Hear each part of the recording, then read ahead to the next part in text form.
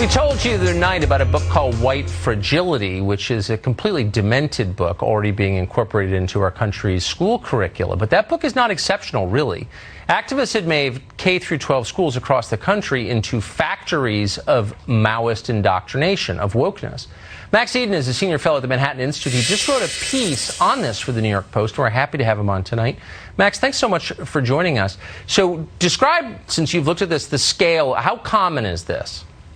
Yeah, so the kind of rhetoric that we heard from the Robin Chancellors of the world, it's not merely confined to the professoriate, right? Last year, the National Education Association, the biggest teachers union in America, passed a resolution basically recommending that white fragility be used in every teacher training session, or every teacher get it. They rejected a resolution to commit to excellence in teaching. Now, our public schools haven't exactly covered themselves with glory during the pandemic. Only about a third managed to offer live instruction. Our schools said this is because of equity. We can't serve any student if not all can do it. But as I've been watching the past few weeks, every major organization, not just the unions, not just the professors, but all of the professional associations, the call has gone out.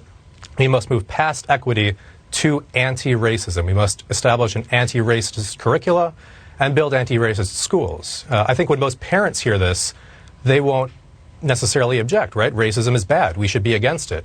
But anti-racism isn't about trying to encourage teachers and students to treat each other equally without regard to race. Just the opposite. No, there is no such thing as not being racist, right? You are either racist or anti-racist, and given that the system, teachers are being told, is racist, they're racist. And not only that, teachers are being told in what they're reading, not only are you racist, but you're actually complicit in the physical and spiritual murder of black students daily unless you adopt our opinion. So when teachers hear this, they get scared, right? They want to do the right thing for kids. They're good people. Right. And they look to experts, like the National Committee on the Teaching of English's chairwoman tweeted out during the height of the riots, educators, what are you burning? Your racist curricula, your racist principal, your white-centered students, what are you burning? This is the message that our teachers are hearing all across the country.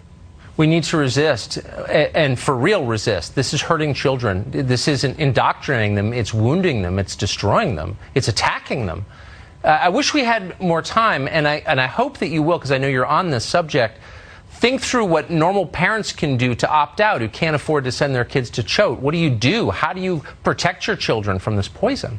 Yeah, so the good news, I think, I mean, if you live in a city, I fear that it might be kind of foregone, but if you live in a suburb or a rural town, I think a lot of the teachers and principals and superintendents just kind of go along with it because they're told. You know, the only people they hear from are the diversity, equity, and inclusion kind of Mau-Mauers.